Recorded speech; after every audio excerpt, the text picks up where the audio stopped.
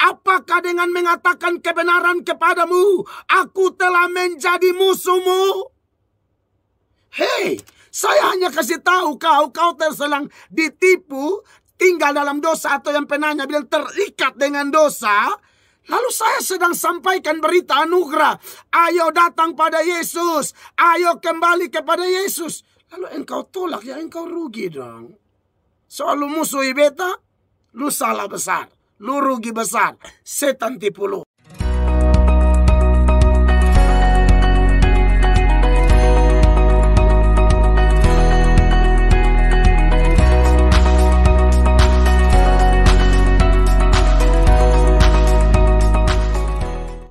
Kita lanjut lagi ke pertanyaan yang kedua. Ini kita dengarkan dulu voice note dari kawan SKFM. Shalom Mama Pendeta, perkenalkan nama saya Vindi dari Amarasi. Saya ingin bertanya sedikit Bapak Pendeta. Yang saya ingin tanyakan ini tentang tadi Bapak Pendeta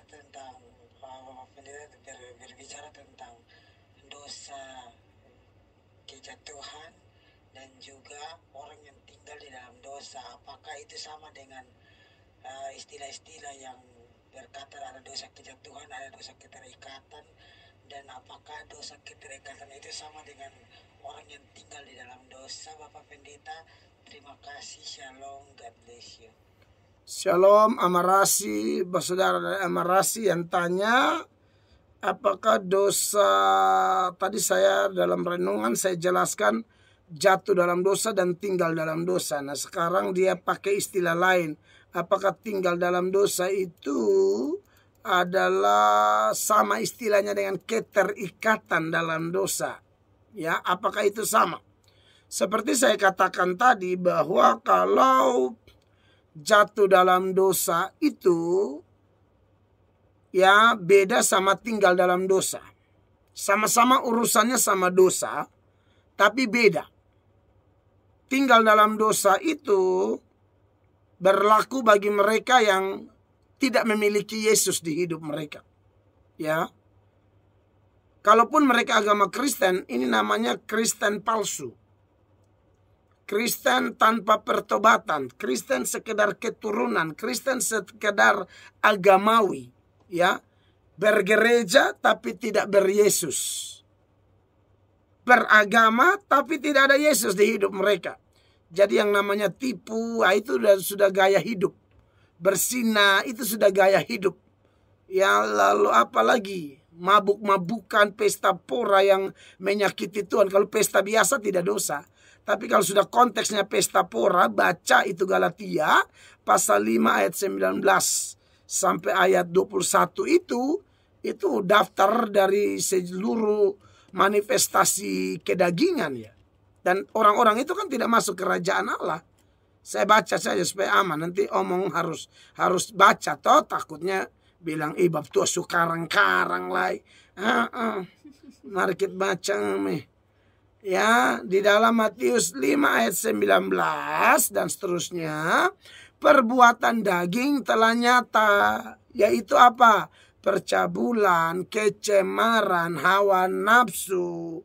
Nah, ini orang-orang yang tinggal dalam dosa sebenarnya. Penyembahan berhala, sihir atau suanggi santet, ya.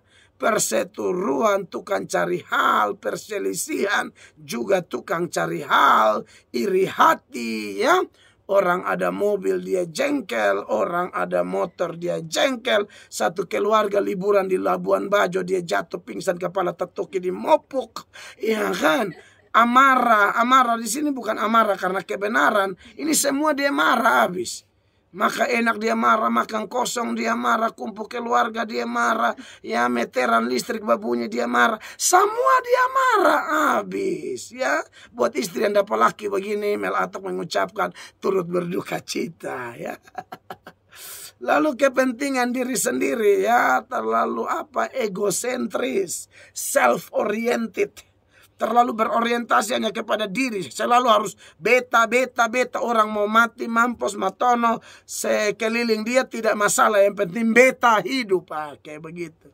Percederaan roh pemecah ini memang spirit setan semua ya. Kalau Yesus kan doakan buat persatuan ya, tetapi ini percederaan roh pemecah. Sejauh teks bahasa Indonesia ini kita artikan seperti itu, bahwa dia ini memang alat setan, adu domba, datang bikin kacau. Dia pindah ke gereja mana saja pasti bawa setan di situ.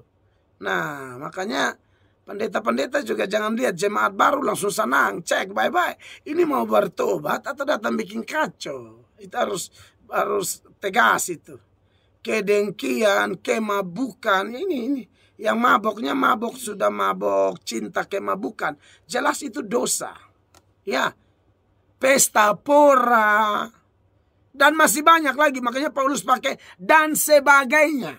Jadi yang beta belum sebut, saudara saya kasih masuk di dan sebagainya ya. Di sini tidak sebut narkoba toh, tapi itu dan sebagainya tuh narkoba juga masuk. Tidak ada nonton film porno di sini toh. Nah, di sebagainya tuh kasih masuk. Saudara yang pemada terokok sampai menyiksa diri, merusak paru-parumu dan engkau akan sengsara di masa tua, kasih masuk di situ. Lalu dia bilang, dan lain-lain ya, termasuknya maloi orang mandi ya, yang suka intip orang mandi, dengar orang bunyi kamar mandi, lu langsung pasang tangga. Atau lu naik di atas pohon kersen. Nah, lu dengar ini nih, dan sebagainya, lu tinggal masukin tuh di dalamnya. Nah, dikatakan demikian selanjutnya, terhadap semuanya itu kuperingatkan kamu, seperti yang telah kubuat dahulu. Paulus punya masa lalu begitu tuh. Ya, bahwa barang siapa melakukan hal-hal yang demikian, ia tidak akan mendapat bagian dalam kerajaan Allah. Itulah orang-orang yang tinggal dalam dosa, tidak akan masuk surga. Tuhan yang ngomong, kecuali dia bertobat. Paulus kan bilang, seperti yang telah kubuat dahulu. Tapi sekarang kan tidak lagi. Kenapa?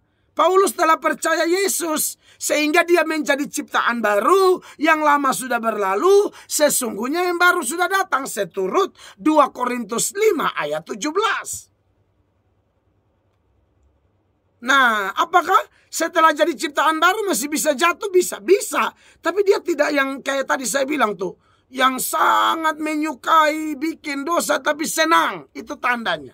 Nah, saudara yang tanya dari Amarasi ini bilang, kalau begitu persoalan keterikatan, ya tadi pertanyaannya saya harap bisa didengarkan hanya pakai voice note ya di radio dan tidak usah diulang lagi, tapi intinya bahwa dia pakai istilah lain. Apakah tinggal dalam dosa itu sama dengan istilah keterikatan dosa?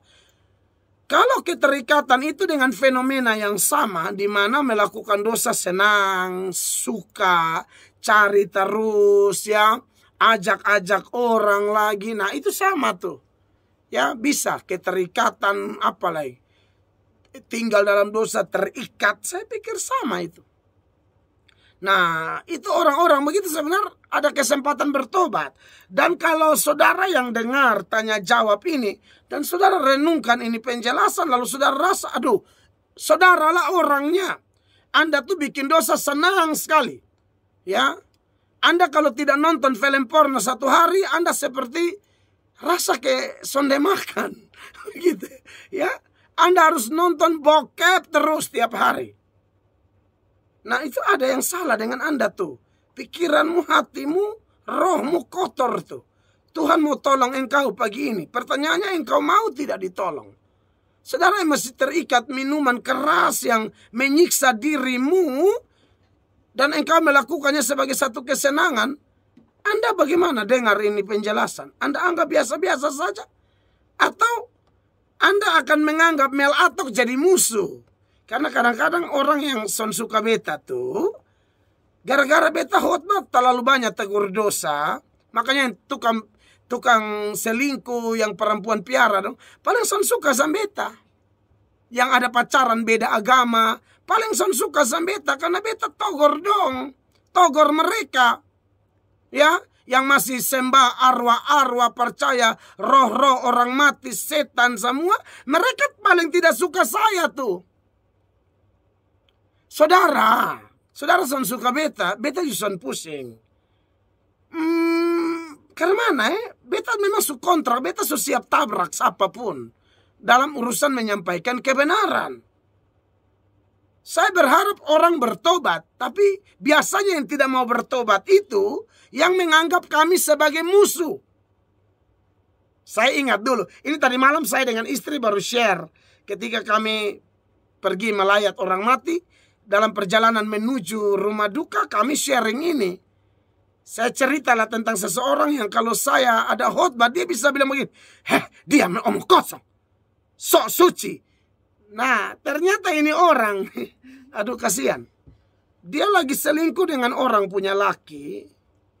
Dan yang lebih celaka lah, ini laki-laki ini pendeta. Ya ini ibu mesti omong. Ini laki-laki pendeta, bini masih saki-saki. Pak Tua buka cabang baru. Ini belum mati nih. Masih bini masih saki-saki ada menderita. Dia suka tunggu dia ini perempuan. Aduh, beta ngeri sekali.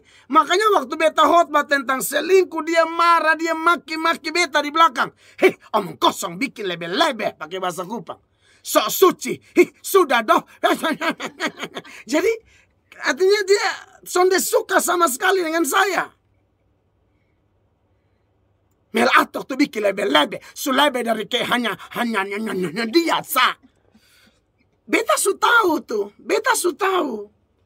Dan sampai hari ini orang-orang kayak begini masih ada. Anda ditipu setan. Harusnya lu malu. Lalu cepat datang kepada Tuhan. Paulus ngomong begini kepada jemaat di Galatia. Dalam Galatia 4 ayat 16. Apakah dengan mengatakan kebenaran kepadamu, aku telah menjadi musuhmu? Hei, saya hanya kasih tahu kau terselang ditipu, tinggal dalam dosa, atau yang penanya bilang terikat dengan dosa. Lalu saya sedang sampaikan berita anugerah. Ayo datang pada Yesus. Ayo kembali kepada Yesus. Lalu engkau tolak, ya engkau rugi dong. Soal lu musuhi beta, lu salah besar. Lu rugi besar. Setan tipu lu. Itu yang saya sampaikan ya. Jadi saya pikir terikat dengan dosa atau tinggal dalam dosa ya mungkin istilah itu bisa sama ya. Sepanjang fenomenanya sama ya. Senang bikin dosa dan lain sebagainya. Dan harus bertobat. Dan Tuhan mau tolong orang seperti itu. God bless.